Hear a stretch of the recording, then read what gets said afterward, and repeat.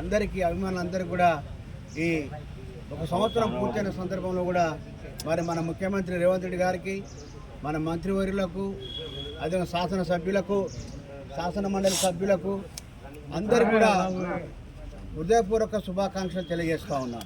జై కాంగ్రెస్. మేము ఒకటే అడుగుతా ఉన్నాం. ఇవాళ కాంగ్రెస్ పార్టీకి వెళ్ళి ఇవాళ టీఆర్ఎస్ మిత్రులందరూ కూడా మాట్లాడుతూ ఉన్నారు. లేస్తే హరీష్ రావు గారు, లేస్తే కేసీఆర్ బయటికి రావట్లేడు, కానీ హరీష్ రావు, కేటీఆర్ ప్రతిరోజు ఒంటి కాళ్ళ మీద లేచి కాంగ్రెస్ ప్రభుత్వం మీద, రేవంత్ రెడ్డి గారి మీద దుమ్మెత్తి పోస్తూ ఉన్నారు.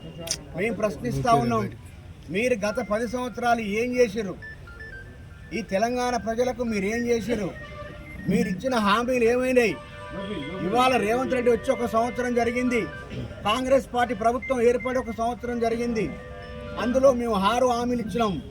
6 హామీలలో మొదటి హామీ మహిళలకు ఫ్రీ బస్సు, 2వ హామీ గృహజ్యోతి 200 యూనిట్లు, 3వ హామీ గ్యాస్ పథకం, 4వ హామీ రైతు రుణమాఫీ, 5వ హామీ రైతు బంధు కార్యక్రమం,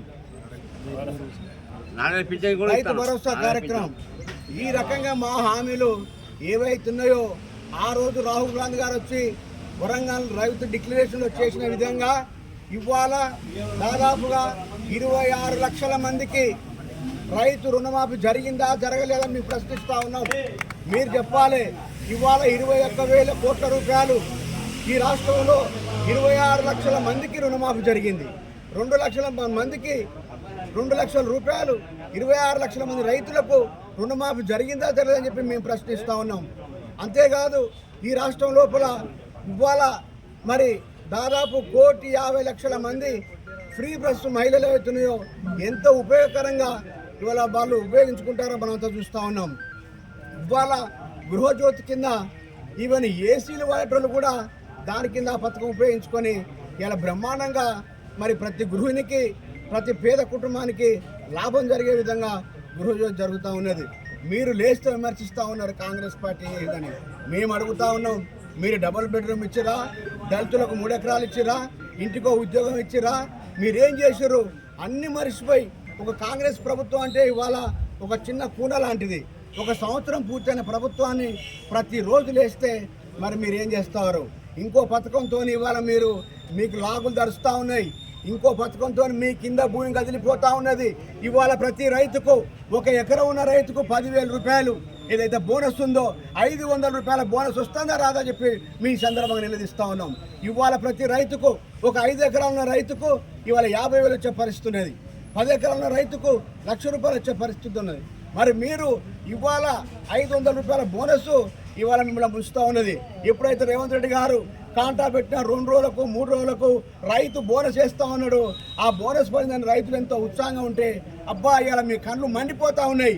రేపు వచ్చే మా పరిస్థితి లేదు, మేము ఏదో పొద్దున్న లేస్తే అబద్ధాలు చెప్తా ఉన్నాం, మా ప్రభుత్వం మళ్ళీ వస్తాను కలలు అంటా ఉన్నాం. కానీ అబ్బాయి అన్నట్టే చేస్తూ ఉన్నాడు రేవంత్ రెడ్డి. రైతు బోనస్ ఇస్తాడు, రేపు సంక్రాంతి పండుగకు రైతు బందీ ఇవ్వబోతా ఉన్నాడు. మా కళలు కళ్ళలయ్యే పరిస్థితి అని చెప్పి మీరు మీకు కాళ్ళ కింద భూమి కదిలిపోతూ ఉన్నది. మేము ఒకటే హెచ్చరిస్తూ ఉన్నాం, మీరు ఏం చేసిరో ప్రశ్నించుకోండి. కాంగ్రెస్ పార్టీ, రాహుల్ గాంధీ, సోనియా గాంధీ, రేవంత్ రెడ్డి మాట ఇస్తే నెరవేరుస్తారు.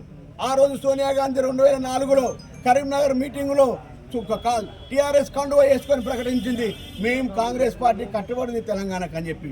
అదేవిధంగా తెలంగాణ ఇచ్చిన తల్లి సోనియా గాంధీ, నువ్వు దొంగవు, మోసకారివి, కాంగ్రెస్ పార్టీలో టీఆర్ఎస్ పార్టీ విలీనం చేస్తా అని చెప్పి ఏం చేసినావు?